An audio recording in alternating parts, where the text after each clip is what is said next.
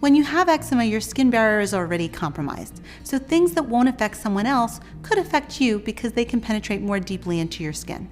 This is especially important when washing laundry for the clothes you wear every day and linens when you sleep. People with eczema need to look for detergents that are hypoallergenic, free of dyes and fragrances. Some brands offer detergents that are formulated especially for sensitive skin. Often this is a case of trial and error to find the right detergent that works for you.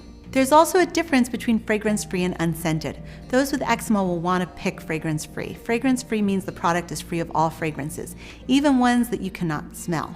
Unscented means that a fragrance is masked so you can't smell it, but it's still in there and can irritate your eczema. Always wash new clothing and bedding before using them. Select extra rinse if your washer has that setting. The American Academy of Dermatology recommends using only the amount of detergent suggested on the label so there isn't too much soap in the load and doesn't overcram the machine. This will allow the detergent to dissolve correctly.